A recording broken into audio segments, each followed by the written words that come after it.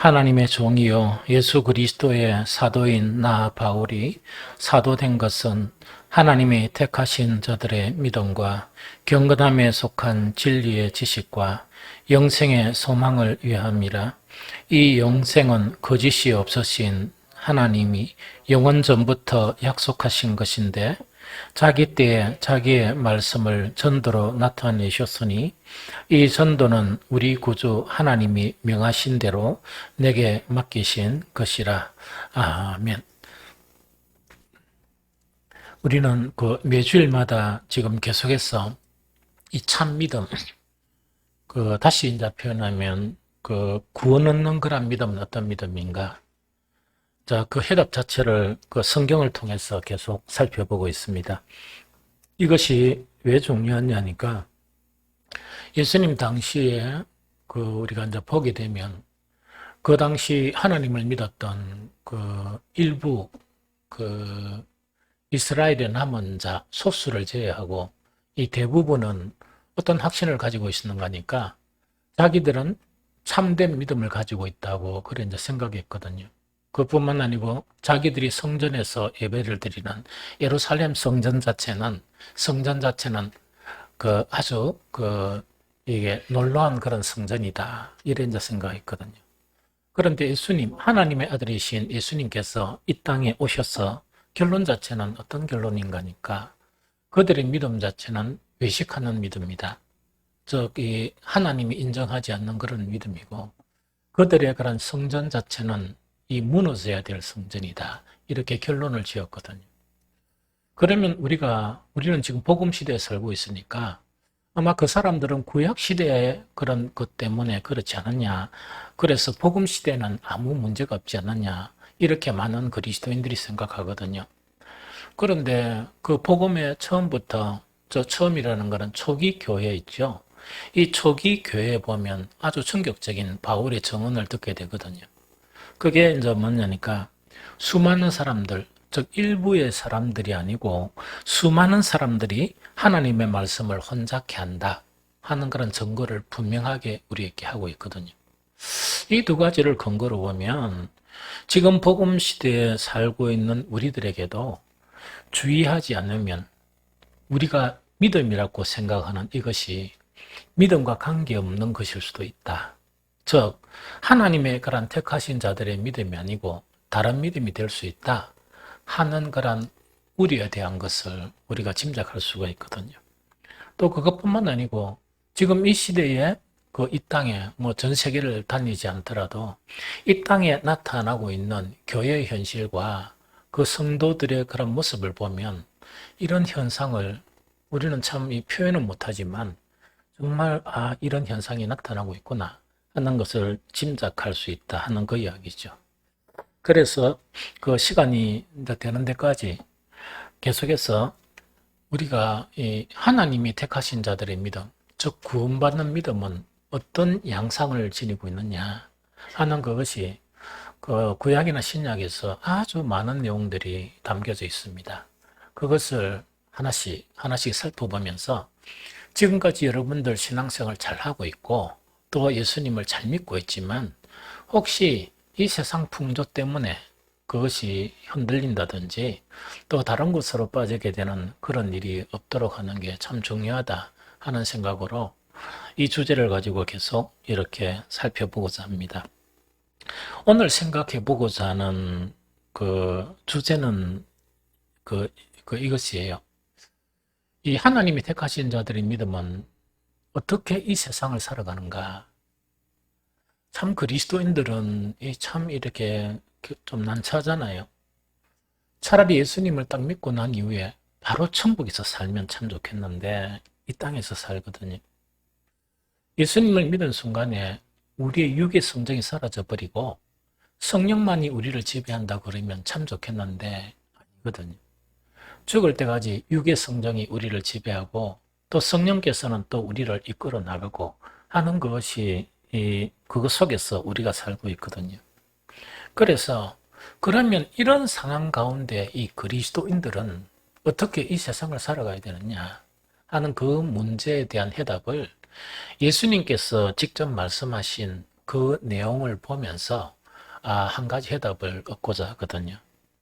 첫 번째로 예수님은 요한복음 15장 19절에 너희가 세상에 속하였으면 세상이 자기의 것을 사랑할 것이나 너희는 세상에 속한 자가 아니요 도리어 내가 너희를 세상에서 택하였기 때문에 세상이 너희를 미워하느니라. 첫 번째 요 말씀이거든요. 그 다음에 이 말씀 앞에 또 어떤 말씀을 하고 계시느냐. 요한복음 15장 4절인데 내 안에 거하라. 나도 너희 안에 거하리라. 가지가 포도나무에 붙어 있지 아니하면 스스로 열매 맺을 수 없음같이 너희도 내 안에 있지 아니하면 그러하리라 하는 이 두 가지 말씀, 요한복음 15장의 주제예요. 요한복음 15장의 주제에서 15장에서 예수님이 말씀하시는 주제는 그리스도인의 정체성이 뭐냐, 즉 이 세상을 살아가는 그리스도인의 정체성이 뭐냐, 그걸 분명하게 지금 말씀하고 있거든요. 이 세상을 살아가는 그리스도인의 정체성 자체가, 즉 지금까지는, 즉 복음을 받아들이고 예수님을 믿기 전에는 이 세상의 방법대로 또 내가 원하는 대로 살아가면 참 잘 사는 거거든요. 또 그것을 다들 존중하거든요. 그런데 그리스도인이 된 순간부터 세상 속에서 주님이 우리를 이렇게 끄집어낸 거예요. 사실은 세상 속에 살고 있지만, 그러면서 너희는 이 세상에 속한 사람이 아니고 내가 세상에서 너희를 택했다. 그리고 너희들이 이 세상을 살아가는 방법은 세상의 방법대로나 네가 이때까지 살아왔던 방법대로 사는 게 아니고 내 안에서 사는 것이 참 그리스도인이고 내 제자이고 참 믿음이다. 그걸 분명하게 말씀해 주고 계시는 거예요. 그래서 참 이것이 좀 난해해요.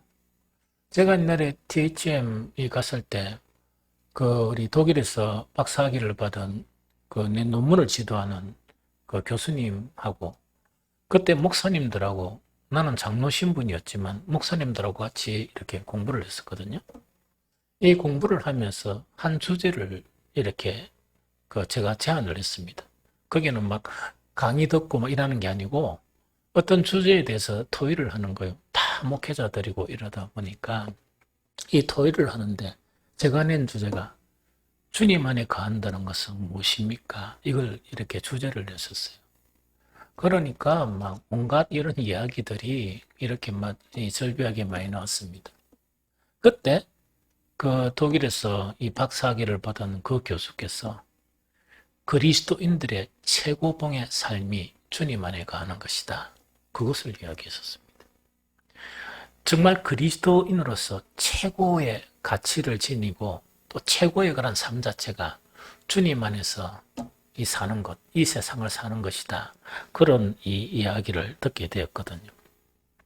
그러면 우리가 이제 이해해야 될 게, 그냥 주님 안에 거하라 이러니까 이거를 수도 없이 들었죠. 이 설교를 수도 없이 했으니까 수도 없이 했거든요. 주제도 수도 없이 주님 안에 거하라는 주제를 가지고 주님의 몸된 교회를 지어나가자, 주님 안에 거하자, 이걸 가지고 우리 목표로 이렇게 계속 삼았거든요. 그런데 참으로 이 주님 안에 거한다는 이 의미가 좀 난해해요. 상당히 좀 어렵거든요. 어렵기도 하고 또 주님 안에 거한다는 그 의미를 아는 것도 상당히 좀 어려워요. 그래서 우리에게는 뭐냐? 왜 주님 안에 살아야 되는가? 왜 우리는 이 세상을 살아가면서 그 어려운 이 세상의 사람들에게 막 이렇게 이해받지 못하는 주님 안에서 이 세상을 살아가야 하는가? 이 세상에 세상을 살면 세상에 사는 법으로 살아가야 되지 어떻게 주님 안에서 살아가야 된단 말인가? 그 이유를 우리가 모르는 경우가 참 많거든요. 오늘은 한 가지, 주님 안에서 살아가야 될 이유, 성경에서 이야기하고 있는 분명한 한 가지만 살펴보려고 합니다. 또 그것을 가지고 여러분들과 공유를 하고자 합니다. 왜 우리는 주님 안에 가야 되느냐? 대단히 중요한 문제가 있습니다. 대단히 중요한 이유가 있는데 그 이유가 바로 뭔가니까 우리는 주님 안에 있어야 주님 안에서 이 세상을 살아가야 죄와 사망의 법에서 해방될 수 있기 때문이에요. 다시 이야기할게요. 인생을 가장 괴롭히는 문제가 죄의 문제였어요. 그 죄 때문에 우리는 하나님의 나라, 즉 낙원에서 쫓겨났습니다. 쫓겨났고 우리는 이 영혼과 육신이 분리되는 죽음을 맞게 되었습니다. 뿐만 아니고 그 이후에는 하나님의 심판을 받게 되고, 심판을 받은 사람은 한 명도 제외되지 않고 지옥에 가게 되는 그것 자체가 죄거든요.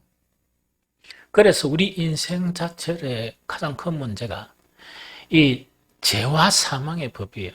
이때 사망이라는 것은 뭐냐?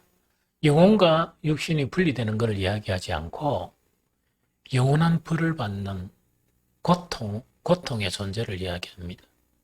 즉 천국에 살지 못하고 지옥에 살아야 될 그것을 갖다가 사망이라고 불러요. 그래서 지옥을 성경은 제2의 사망, 제2의 죽음 이렇게 명시를 하잖아요. 그래서 우리는 뭐냐? 이 죄와 사망의 법에 벗어날 수가 없습니다. 아무도 벗어날 수가 없는데 어떻게 하면 벗어나느냐? 성경에서는 뭐냐니까 예수 그리스도 안에 있으면 그 죄와 사망의 법에 저촉은 받고 있지만 무엇에 이르지 않느냐? 정죄에 이르지 아니한다 하는 결론적인 말씀을 우리에게 하고 있는 거예요. 그래서 이 문제에 대해서 바울도 우리와 동일하게 혼란하고 고통스러운 그런 마음을 가지고 있었어요. 그런데 그 고통의 그 고백 자체가 무엇이냐 하니까 우리 함께 읽어보면 로마서 7장 21절 23절입니다. 같이 읽겠습니다. 그러므로 내가 한 법을 깨달았노니 곧 선을 행하기를 원하는 나에게 악이 함께 있는 하나님의 법을 즐거워하되 내 지체 속에 한 다른 법이 내 마음의 법과 싸워 내 지체 속에 있는 죄의 법으로 나를 사로잡는 것을 보는도다 하는 요 고백이에요. 바울도 이런 고통이 있었다는 이야기거든요. 그럼 이거는 어떤 이야기인가? 이런 이야기입니다. 내가 그리스도인이 되기 전에는 이 세상의 법대로 살았어요. 살다 보니까 뭐 죽는 거는 뭐 자연이치고, 그 다음에 이 세상 살면서 먹고 사는데 잘 먹고 잘 살면 되고, 그 다음에 막 생존 경쟁에서 살아남으면 되고, 뭐 그것이 전부였거든요. 그래서 이 세상의 원리와 이 세상의 법이 나를 지배하고 살았는데, 그리스도인이 딱 되니까 두 가지 법이 내 안에 공존을 하는 거예요. 이 두 가지 법인데, 한 가지 법은 뭐냐? 하나님의 법이 내 안에 있고 세상 사람은 없어요. 그리고 하나는 뭐냐? 죄의 법이 내 안에 있어가지고 정말 이 두 가지가 내 안에 공존을 막 하는 거. 그래서 그것을 어떻게 표현하는가 하니까 내 속 사람으로는 하나님의 법을 즐거워하되 그리스도인이 되었으니까 하나님의 법을 즐거워하겠죠. 그럼 즐거워하면 그대로 살면 되잖아요. 안 되는 거예요. 안 되는 거예요. 왜 안 되는가? 이 내 속 사람은 하나님의 법을 즐거워해가 나는 그렇게 살아야 되겠다. 수없이 이렇게 결단하고 수없이 결단하고 이래요. 그런데 내 속에 또 다른 한 법이 있는데 그 법이 죄의 법이에요. 그 죄의 법하고 정말 이 하나님의 법이 있는데 하나님의 법도 나를 사로잡으려고 하고 죄의 법이 무능하게 있는 게 아니고 나를 사로잡으려고 하는 거예요. 그래서 내가 그 안에 또 있어가 어떤 데는 잠깐 동안 하나님의 법을대로 사는 모습을 보였다가 그 조금 있으면 나도 모르는 사이에 내가 어떻게 살고 있다? 죄의 법 속에 내가 살고 있는 거라. 대사도 바울이 대선교사이며 하나님의 이 사도인 사도 바울에게 얼마나 당혹스러웠겠어요. 내가 내 안에 딱 보니까 하나는 하나님의 법을 사랑하는 것이 내 속에 있는데 또 내 안에 다른 것이 있거든요. 그게 죄의 법이라. 그런데 죄의 법이 내가 탁 밟아버리면 없어지는 법이 아니고 계속 되살아나면서 나를 지배하고 있는 그런 부분이 있다는 이야기죠. 그래서 이것을 바울은 뭐라고 표현했냐? 법이라는 단어를 표현했어요. 법. 이 법이라는 이 단어를 표현했거든요. 그런데 이 법이라는 단어, 지금 잠깐 설명을 했지만 법이라는 단어를 이해하지 못하면 정말 이것을 이해하는데, 즉 이 바울이 고백한 거, 내 안에는 두 가지의 법이 있고 내 안에 어떤 나는 하나님의 법을 사랑해서 그래 살려야 하지만 내 안에 다른 법이 뭐 법인데 그 죄의 법인데 나를 사로잡아서 하나님의 법대로만 살지 못하고 다르게 사는 내 자신을 보는구나 하는 그 한탄입니다. 그러면 바울이 법이라고 이야기하는 이 법 있죠. 이 법은 어떤 성격의 법이냐, 이걸 우리가 알아야 돼요.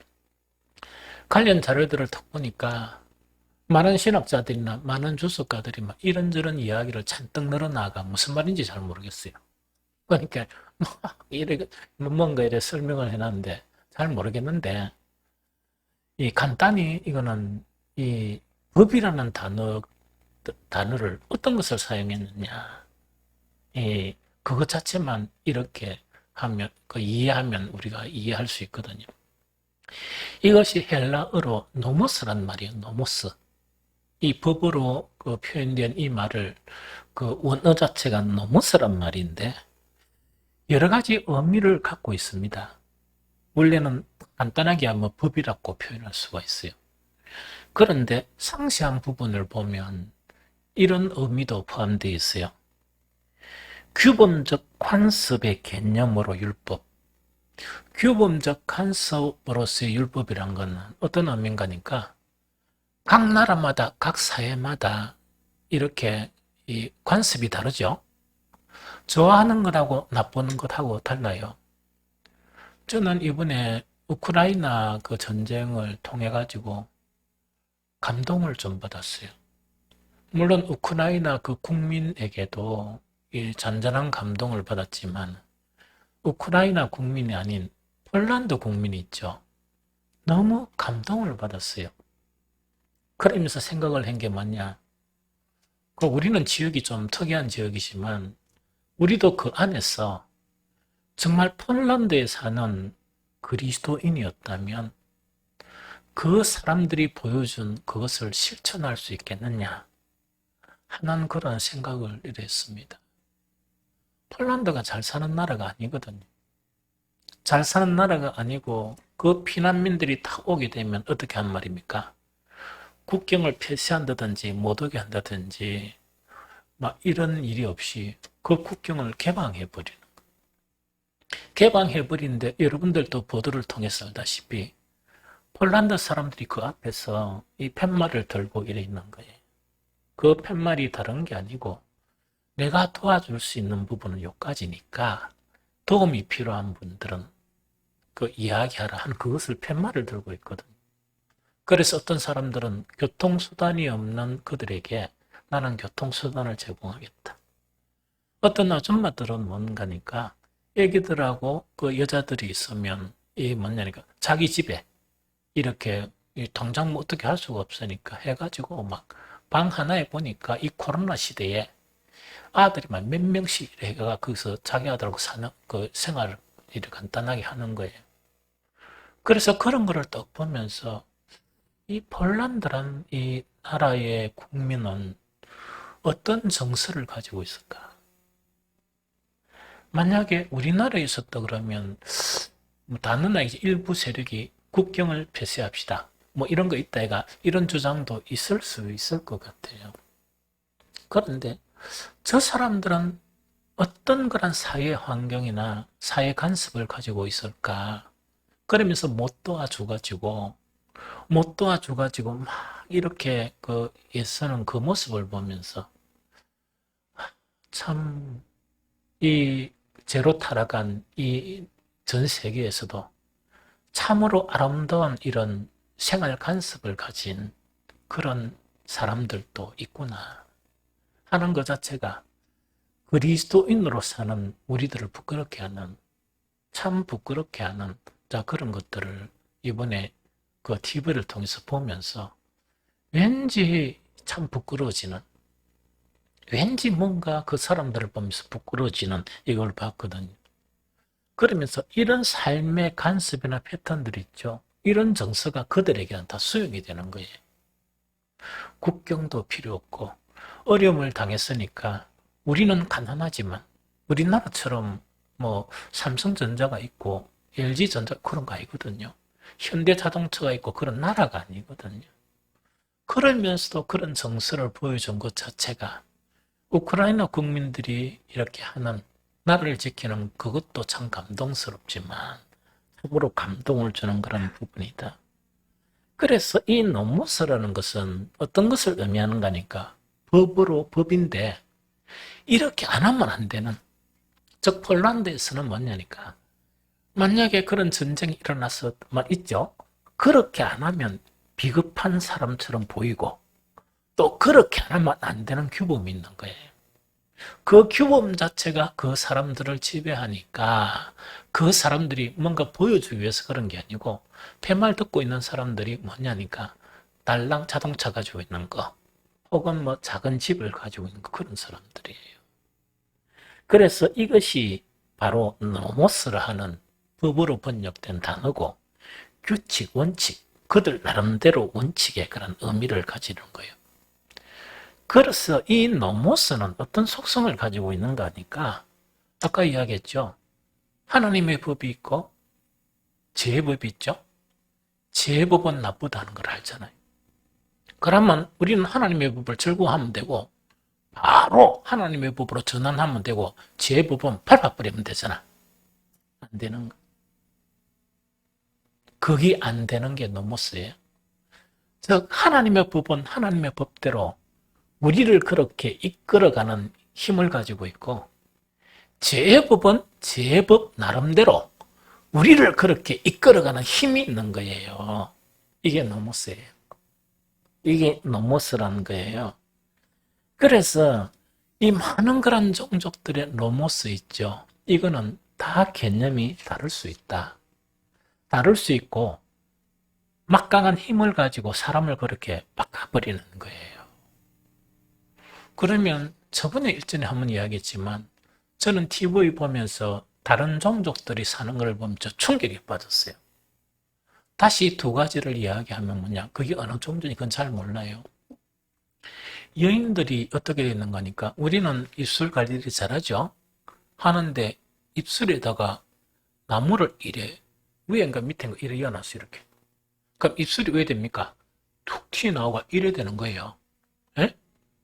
생활없어도 불편하잖아. 밥 먹기도 불편하고 너무 불편하잖아요. 그런데 너도 나도 다 이걸 크게 이래가 입술이 이상한 형태로 만들었어요. 그 나라의 노모스는 뭐냐? 여인이 입술에 톡 이렇게 많이 튀어나온 게 미녀다 이렇게 본 거라. 그런 노모스가 있는 거야. 그러니까 나고 나면은 그 고통과 아픔을 이렇게 아무것도 없고 멋지게 보여야 되잖아요. 예쁘게 보여야 되잖아요. 예쁘게 보여야 되는 게 자체가 나무를 끼웠는지 이래가 입이 이래 해가지고 밥도 먹기도 힘들고 그래 사는 거예요.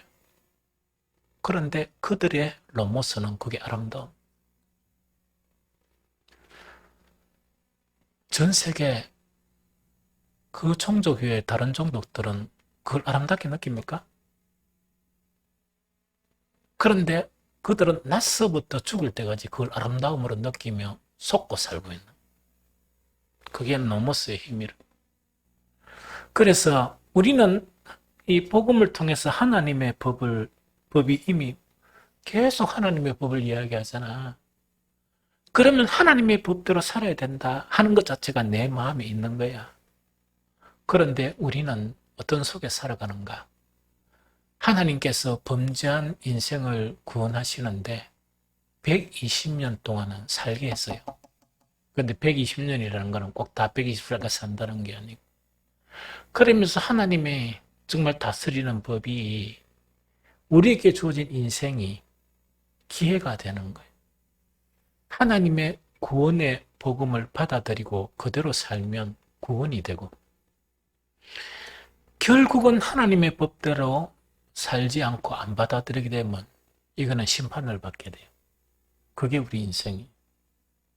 그래서 우리 인생은 바울이 고통스럽게 생각하듯이 내 안에는 두 가지의 법이 정말 있는데 그 법이 아무런 힘이 없는 게 아니고 나는 하나님의 법으로 살려고 하는 마음이 가득한데, 또 한편으로는 뭐냐, 그 죄의 법 자체가 위력이 너무나 대단해서 나를 사로잡아 오는 것을 나는 보고 있다.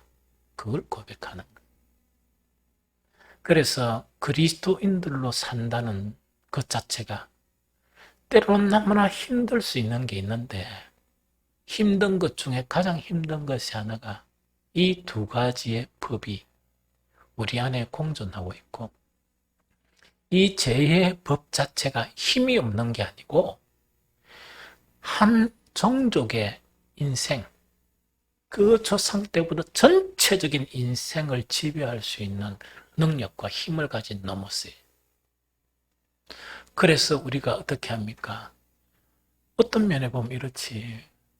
주일마다 우리 장로님, 집사님들이 기도하면서 하나님이요, 또 한 주를 돌아보니까 우리가 주님의 말씀대로 살지 못하고 이랬죠. 그럼 계속 반복해서 그 기도를 들어야 한다 그러면 우리에게 의구심이 생기겠죠. 이래도 되는 건가? 계속 이 기도를 반복해도 우리는 천국 갈 수 있는 것인가? 의구심이 생기고, 사탄이 가만히 있겠어요? 절대로 가만 안 두죠.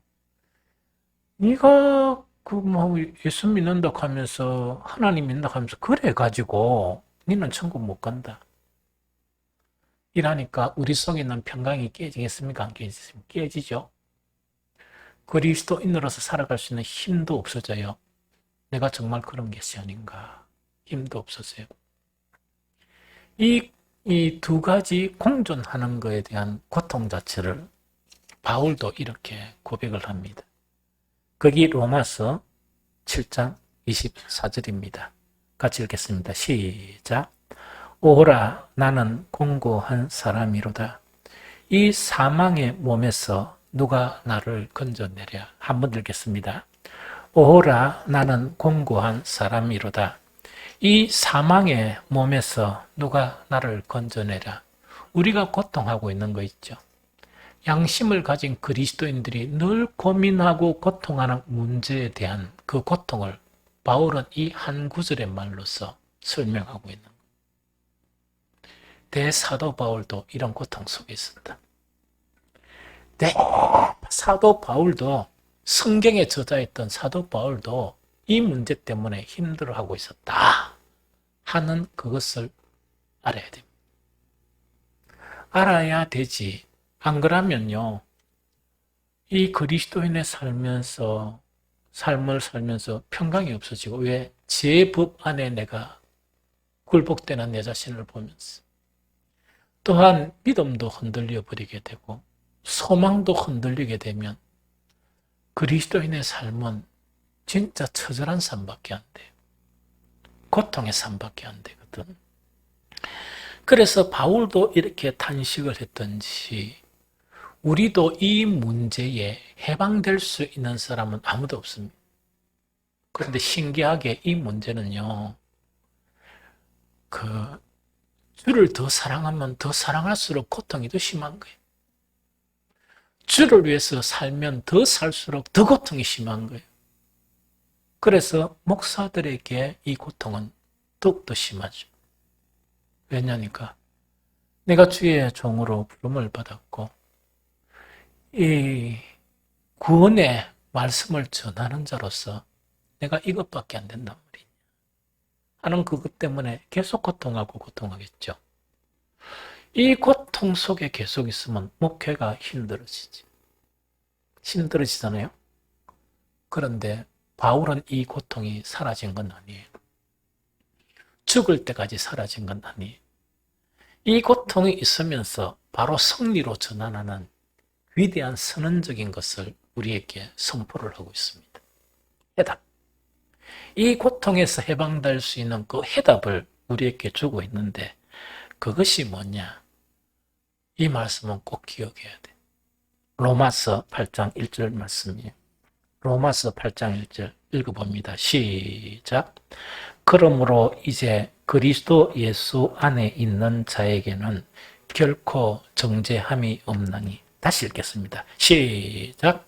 그러므로 이제 그리스도 예수 안에 있는 자에게는 결코 정죄함이 없나니 하는 요 말씀이에요. 그럼 이거는 뭐냐? 우리는 쓸데없이 내 안에 엄연히 살아있는 하나님의 법과 제법이 있다 그러면 제법 자체가 있다는 것 자체 있죠. 이 제법이 없는 인생을 살 수 없을까? 그런 시도하지 마세요. 제법이 사라지는 것은 한 가지 경우입니다. 죽으면 돼요. 제법의 지배로부터 벗어나는 게 하나가 있는데 예배 마치고 숨만 쉬고 5분만 있으면 자유로워집니다. 안 그러면 목욕탕에 가가지고요. 자기 좋아하는 찬물이나 안 그러면 뜨신 물에 얼굴 탁 담그고 10분만 있으면 고통이 사라집니다. 이 말은 뭐냐? 죽을 때까지 우리 속에 있는 제법 있죠. 이거는 안 없어집니다. 이해되죠? 이거는 뭔가 같으니까 하나님의 구원의 원리가 죽음이라는 영혼과 몸 말고 이 사르크스라 하는 육체 자체가 이렇게 결합되어 있는 형태예요. 이해가 됩니까? 그러면 우리의 영은 하나님의 법을 즐거워하게 돼 있고 우리의 몸 사르커스는 뭡니까? 좀 더 먹자, 좀 더 자자, 좀 더 놀자, 좀 더 즐기자 하는 것에서 우리를 지배하는 거예요.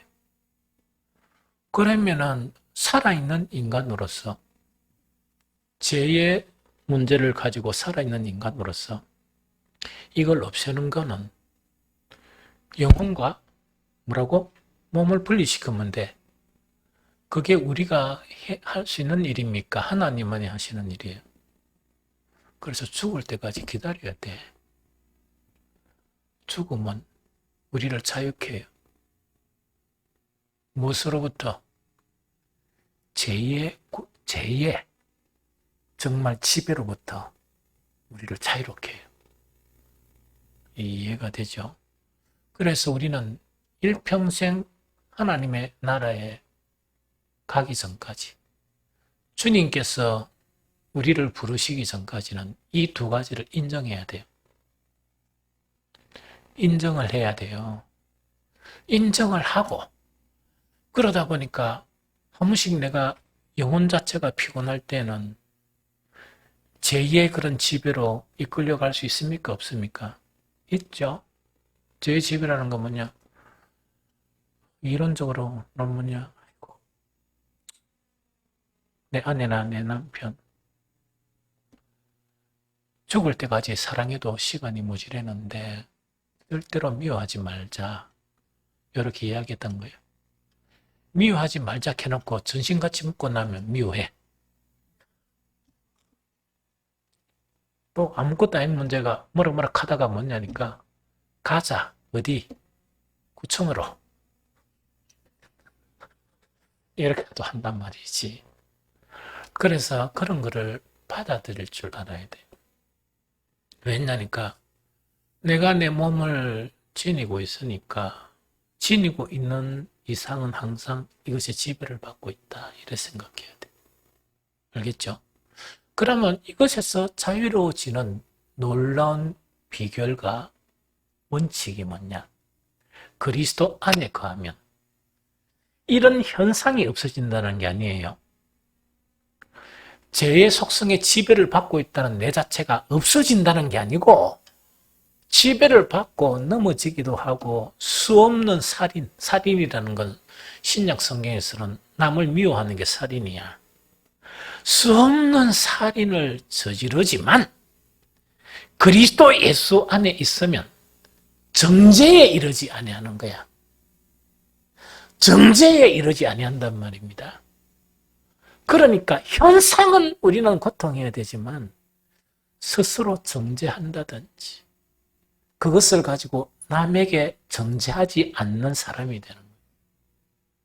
이해가 됩니까? 그래서 그 예수님은 뭐냐니까 이 세상에 있는 너희를 그 세상에서 택했어. 내 사람이 되었다는 이야기. 너희가 세상 사람으로 그대로 있었으면 세상이 너희들을 미워하지 않겠지만 너희는 내 안에 속한 거로 세상이 너희를 미워하는 거라. 너희를 핍박하고 미워하는 거는 너희 때문이 아니고 나 때문이다. 왜? 너희가 소속을 옮겼기 때문이다. 하는 그 말씀을 아주 상세하게 설명을 하세요. 이해가 되죠? 그러면은 주님 안에 있으면 정죄에 이르지 아니하죠. 이거를 내용을 알아야 될 거 아닙니까? 위대한 내용 두 가지를 지금 이야기하고 있습니다. 두 가지 원리예요. 그래서 이 두 가지 원리가 나를 지배해야 정말 내 모습이 죄의 지배를 받는 모습이 고통스럽지만 정죄에 안 이르는 거예요. 다른 사람도 정죄를 안 하는 거예요. 그럼 자유가 되겠죠? 제일 첫 번째 원리가 어떤 원리인가 하니까 예수 그리스도 안에 있는 생명의 성령의 법이 있어요. 예수님 안에는. 예수 안에 있는 생명의 성령의 법이 죄와 사망의 법에서 우리를 해방시켜 주기 때문이에요. 이 무슨 말 알겠죠? 그래서 로마서 8장 1절도 확신을 가지고 만판에 새기고 지금 읽는 로마서 8장 2절도 1절 보겠네. 제가 읽어드리는 2절도 확신을 가지고 일평생 이걸 가지고 살아가야 돼요.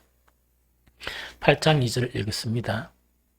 이는 그리스도 안에 있는 생명의 성령의 법이 죄와 사망의 법에서 너를 해방하였기 때문이다 하는 그 이야기입니다. 그래서 예수 그리스도 안에 있는 자에게는 결코 뭐가 없다? 정죄함이 없다 하는 그거를 이야기합니다. 요거에는 두 가지 개념이 있습니다. 두 가지 개념이 있는데 그 첫 번째 개념은 어떤 개념인가?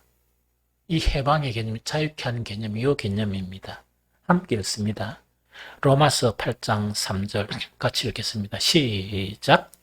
율법이 육신으로 말미암아 연약하여 할 수 없는 그것을 하나님은 하시나니 곧 죄로 말미암아 자기 아들을 죄 있는 육신의 모양으로 보내어 육신의 죄를 정하셨다 하는 요 이야기거든요. 율법이 육신으로 말미암아 연약하여 할 수 없는 그것을 하나님은 하시나니 곧 죄로 말미암아 자기 아들을 죄 있는 육신의 모양으로 보내어 육신의 죄를 정하셨다는 이 이야기입니다. 율법의 속성의 하나는 뭐냐? 죄를 모르는 사람에게 이것이 죄다 하는 것을 밝히는 것이 율법이에요. 이해되죠? 그래서 저와 여러분들은 이미 죄가 뭔지 다 알고 있어. 그래서 성경에서 하지 마라 하는 건 전부 다 죄예요. 성경에서 하라 하는 건 죄가 아니고 하지 마라 하는 거 그 대부분 다 알고 수없이 설교 듣고 성경 읽어서 다 알고 있는 거예요.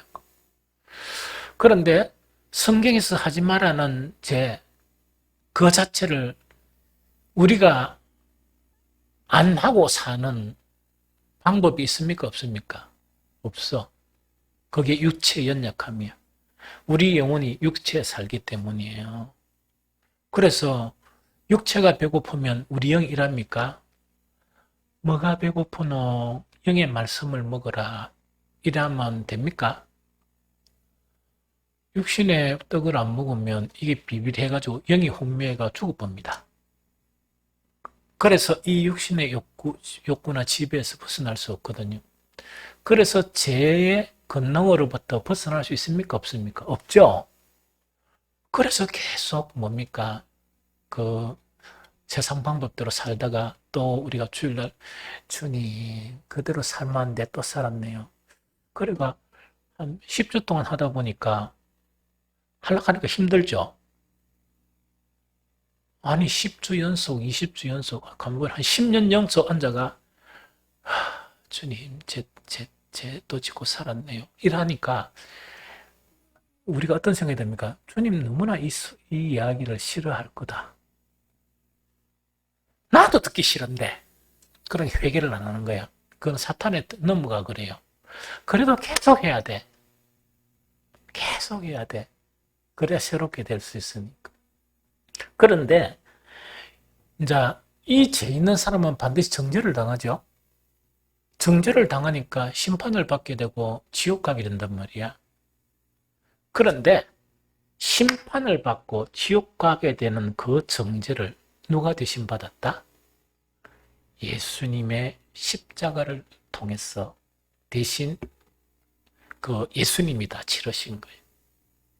그러다 보니까 이 몸과 영혼이 공존하듯이 하나님의 법과 제법이 공존하는 것 속에서 넘어지고 자빠지고 안 그러려고 했는데 또 넘어지고 자빠지고 사는 내 자신의 모습이 슬프고 애처로운 모습은 있지만 그것에 대해서 심판을 받고 그것에 대해서 하나님의 진노를 받아야 되는 그것은 누가 대신 치렀다? 예수님이 치렀죠. 그래서 이제 이야기할게요. 오라 나는 공고한 사람이로다. 고통하는 거는 일평생 하세요. 내가 왜 이 모양밖에 안 되느냐? 슬프는 하는데 무슨 하면 안 된다? 정죄하지 마세요. 여러분들 자신에 대해서 정죄하지 말고 여러분들 자신에 대해서 정죄를 안 하면 당연히 나하고 똑같은 모습을 가진 다른 그리스도인을 정죄해야 됩니까? 안 해야 됩니까? 안 해야 돼요. 하지 말아야 돼요. 그래서 정죄하는 거는 뒤무슨 범죄예요. 네가 하는 정죄 그대로 너는 심판을 받는다. 왜? 예수님께서 정말 십자가의 고통 속에서 그 정죄를 해결했는데 네가 감히 예수 그리스도의 십자가를 정말 무시한다는 말이냐. 그게 십자가의 원수야. 그래서 그런 속성이 남아있더라도 난 정죄하는 마음이 생기면 깜짝 놀래가지고 내가 지금 뭐하고 있노? 이걸 계속 반복해가 안 해야 됩니다. 다른 사람을 정죄하지 않아야 어떻게 할 수 있다? 자기를 정죄하지 않을 수 있어요. 그래서 산삼수훈대로 뭐냐? 심령이 가난한 자. 나에게 선이 없는 것 때문에 내가 힘들어하고 애통하는 자. 나에게 죄가 지배되고 있는 것 자체가 애통하지만은 우리는 뭘 해야 된다? 믿음을 통해서 의에 대해서 굶주리는 그 마음이 그 굶주리는 형태로 살아가는 것이 믿음이다. 이해됩니까? 그래서 예수 안에 있는 사람은요, 누구에게도 정죄를 받지 아니합니다. 그래서 로마서 8장 33절 34절을 같이 읽습니다. 시작. 누가 능히 하나님께서 택하신 자들을 고발하리요? 어렵다 하신 이는 하나님이시니 누가 정죄하리요? 죽으실 뿐 아니라 다시 살아나신 이는 그리스도 예수시니 그는 하나님 우편에 계신 자요 우리를 위하여 간구하시는 자신이라. 한 번 더 시작. 누가 능히 택하신 자들을 고발하리요. 어렵다 하신 이는 하나님이시니 누가 정죄하리요. 죽으실 뿐 아니라 다시 살아나신 이는 그리스도 예수시니 그는 하나님 우편에 계신 자요 우리를 위하여 간구하시는 자신이라. 절대로 자신을 정죄하면 안 되겠죠. 절대로 우리 지체들을 정죄하면 안 되겠죠. 그걸 계속 배워가야 돼. 그래서 늘 한 이야기가 있죠. 교회 안에서 누가 막 뭐 봉사하고 누가 뭐 이런 하고 또 말에 실수를 하고 이러더라도 내하고 똑같은 사람이구나 이렇게 생각하면 돼. 네? 내하고 똑같은 사람이고 내년에는 좀 더 달라질 거야. 내가 달라졌듯이. 이래 정죄하면 안 돼. 이 무슨 말 알겠습니까? 정죄하면 절대로 안 돼. 그러면서 이 말씀을 이어서 로마서 8장 38절 39절은 뭐냐? 바울은 또 놀라운 그런 이 선언을 하게 됩니다. 내가 확신하노니 사망이나 생명이나 천사들이나 권세들이나 현재 일이나 장래 일이나 능력이나 높음이나 깊음이나 다른 어떤 피조물이라도 우리를 우리 주 그리스도 예수 안에 있는 하나님의 사랑에서 끊을 수 없느니라. 예수님의 십자가는 사랑의 증거입니다. 정말 당장 우리가 소멸되지 않고 이런 몸으로 살아가야 되니까 하나님의 법과 지혜의 법 안에서 고통하는 우리들을 자유케 하시려고 예수 그리스도를 십자가에 내어주심으로 말미암아 우리 속에 있는 우리를 지배하고 넘어지고 자빠지는 것이 우리를 정죄에 이르지 않도록 막으신 하나님의 사랑이라. 그러다 보니까 이 세상의 어떤 피조물, 모든 피조물, 천사들이라도 우리를 정죄할 수 없다. 이 세상의 어떤 것이라도 그 하나님의 사랑에서 끊을 수 없는 존재가 누구라고요? 저와 여러분들의 존재이다 하는 그를 이야기합니다. 그래서 내 죄가 정말 내를 힘들게 하고 내가 이래 죄의 지배를 받고 때론 넘어지고 안 그러려고 했는데 또 미워하고 또 안 그러려고 했는데 또 이 세상 속으로 빠지고 있더라도 우리는 예수 그리스도의 십자가의 대속을 굳게 붙들어야 돼. 내 죄를 슬프는 하지만 정죄하면 안 됩니다. 그래서 저번에 이야기했죠. 하도 교회 오기가 민망해가지고 그것도 막 청년들 가르치고 막 이렇게 말씀을 내가 20대 후반부터 말씀을 가르쳤단 말이야. 가르치고 하는데 한 번씩 세상에 살다가 교회 가려고 하니까 조금 이렇게 미안해. 그럴 때마다 내가 교회 문 밖에서 하나님은 더 높은 곳에 계시지만 하나님을 또 보면서 저분보다는 좀 낫지요. 주님, 저분보다는 좀 낫지요. 하고 교회 쑥 들어갑니다.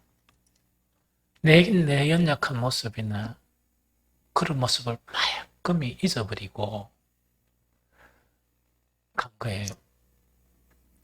옛날에 부산 반여동에서 거기서 청년들 가르치면서 전포동 있는 한 교회, 이 작은 교회에 그 목사님이 제자훈련을 시켜달라 이래가지고 그때 뭐 수요 예배인가 뭐 잘 모르겠지만 그 예배를 하려 해가지고 수년 동안 거기서 왔다 간 적이 있었습니다. 제자훈련을 한 적이 있었거든요. 한날은 뭐냐, 대판 싸움이 벌어지는 거야. 대판 싸움이 벌어지다 보니까 이 감정 컨트롤도 안 되고 이러다 보니까 왜 됐겠어요? 가야 될 시간이 다 된 거야. 가야 될 시간이 그러면 교인들은 기다리겠지. 벌써 정신의 부족 들어가지고 어째야 되나? 이 모습 가지고 내가 갈 수 있겠느냐? 말겠느냐 하면서 내가 벌떡 일어나서 세수를 했습니다.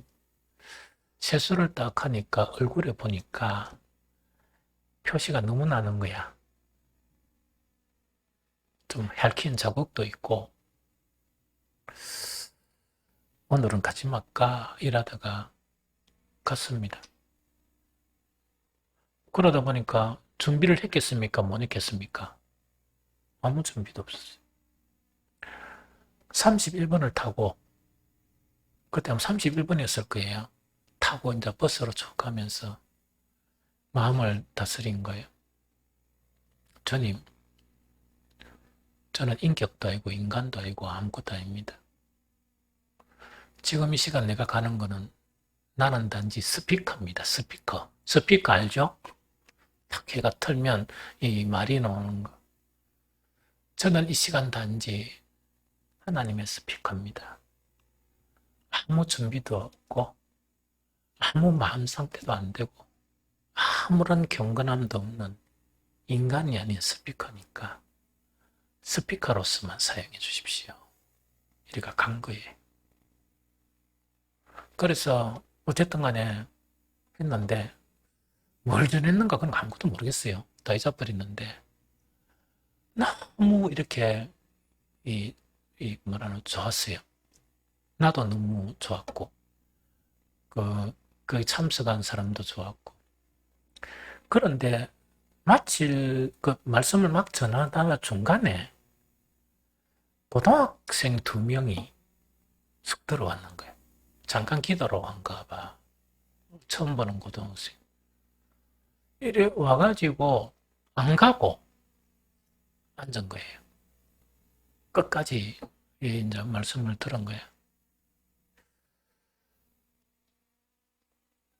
그 중에 한 아이가 진로 앞으로 어디로 갈까 그걸 고민하다가 그 학교에서 공부 참 잘한 아이인 것 같아요. 신학을 가기로 결단을 하고 신학 갔어요. 우리는 우리의 문제 때문에 매이면 선한 일을 할 수 없어. 이해되죠? 내 그런 모습이 슬퍼하면서도 정죄하지 말아야 돼. 또 그런 모습 자체가 하나님의 일을 하는데 방해가 되어서도 안 됩니다. 대신 하나님의 일을 하면서 내 자신을 의뢰하지 말고 누구를 의뢰하면 되겠어요? 나는 의뢰할 수 있는 것이 아무것도 없습니다. 오로지 주님만을 믿고 의뢰하면서 나는 이 일을 할 뿐입니다. 그래 생각하면 사람의 능력으로 하는 게 아니고 하나님의 능력으로 그 일을 하고 있어요. 여러분들의 대표 기도나 찬양이나 교회 봉사는 하는 것들도 하나님은 그것을 받으세요. 그걸 받으시거든. 그래서 우리는 그렇게 살아가야 된다는 이야기죠.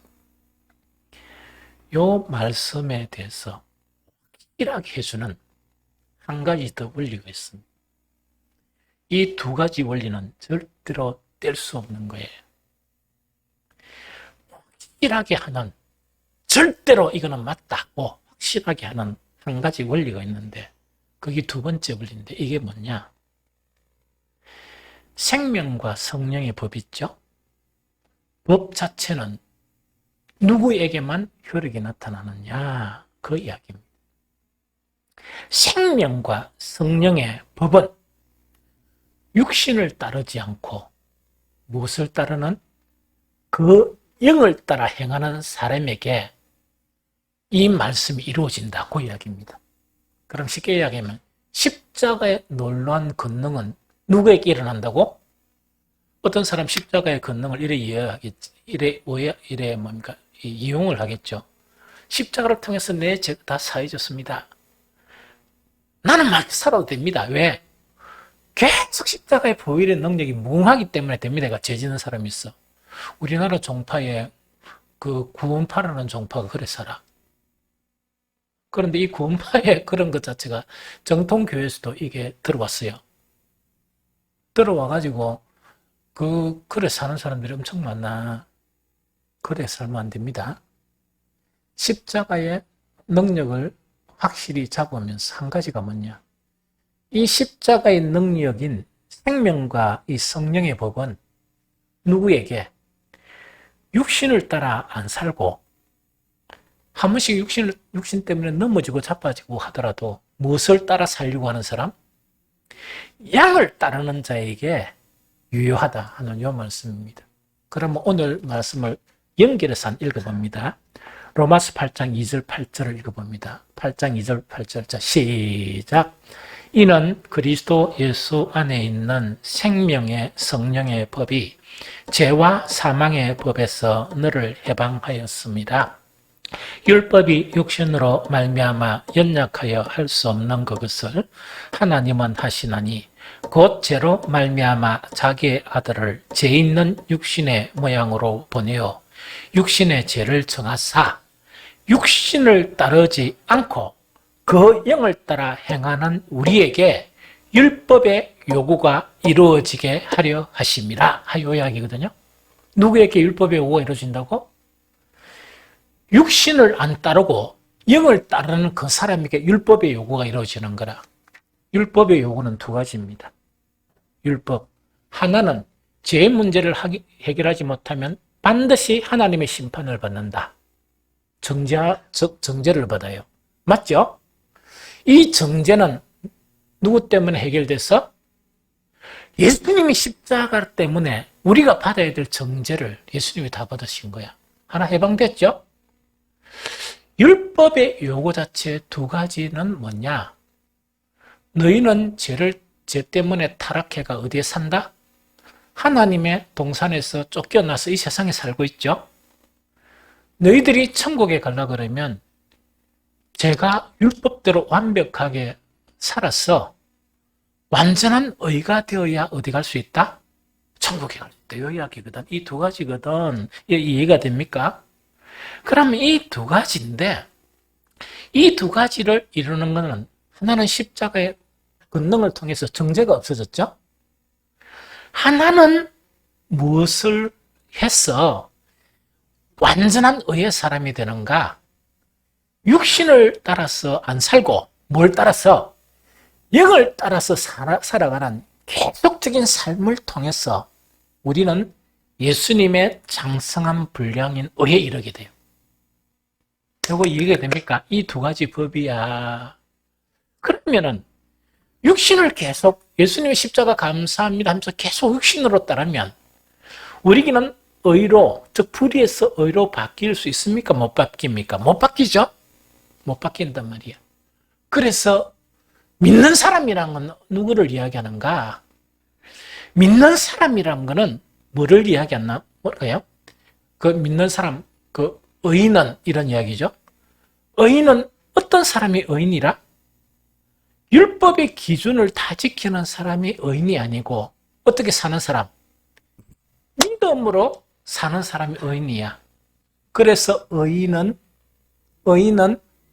믿음으로 말미암아 사는 사람이다 이야기죠. 어떤 믿음인가 이야기해 줄게요. 예수님께서 이 땅에 오셔서 완전한 하나님의 아들의 모습을 보여주셨어.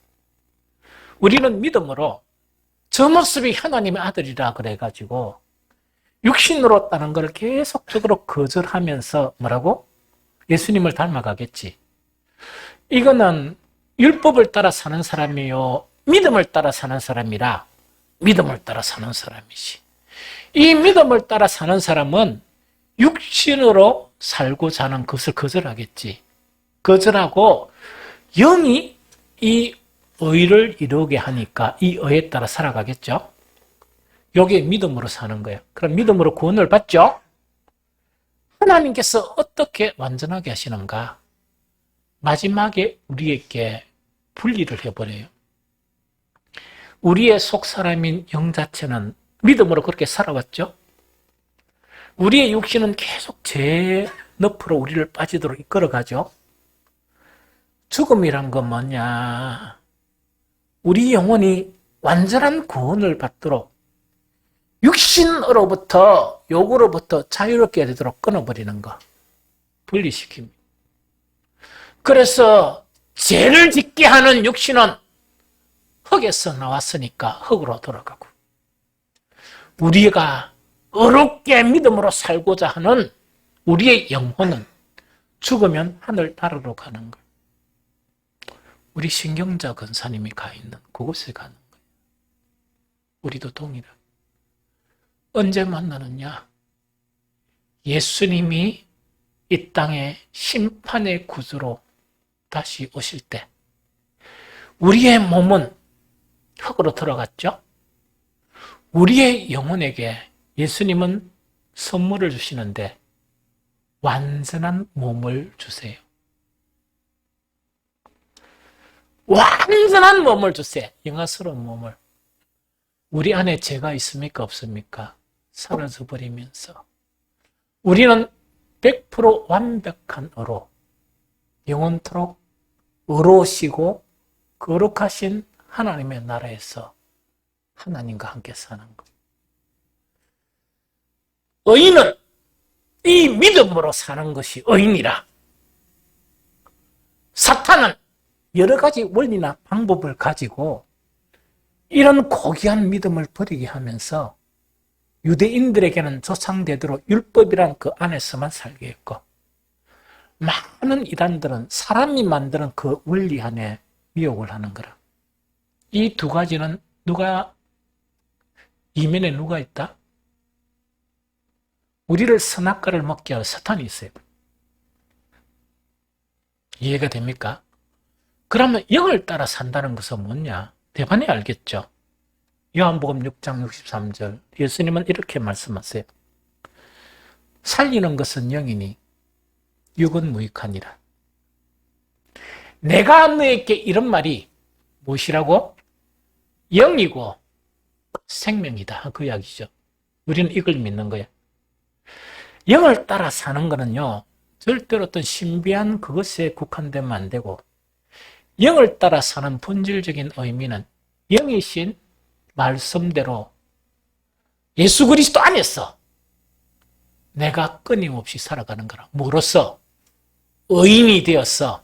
의인의 기준은 흑백 논리가 아니고 뭐라고? 하나님께서 복음으로 말씀하신 그 복음을 믿고 나는 그대로 계속 살아가는 그것을 이야기해요. 이해가 됐죠? 이 두 가지 원리라. 그래서 우리가 만약에 예수를 믿은 즉시에 이 땅을 떠나서 하늘나라에 가면 얼마나 좋겠어요? 좋았겠어요? 그러면은 이런 고통이 없지. 우리가 하나님을 믿은 순간에 내가 아니고 100% 예수님이 됐다 그러면 얼마나 괜찮겠어.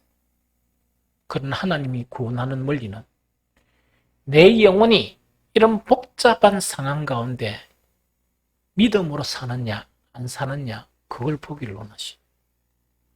그래서 믿음으로 사는 자는 이미 의인이라. 의인이란 말이지. 그래서 의인은 믿음으로 사는 거예요. 이해가 됩니까?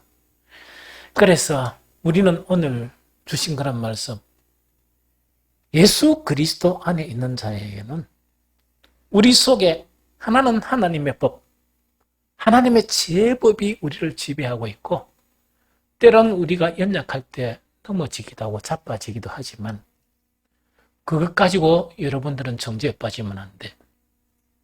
또 우리 사랑하는 지체들에게도 정죄하면 안 됩니다. 안 되고 우리는 예수 그리스도 안에서 그함으로 이런 정죄에서 벗어나서 하나님의 아들의 소망을 두면서 그 천국의 소망을 바라보면서 살아가는 저와 여러분들이 되시기를 예수 그리스도 이름으로 축복합니다.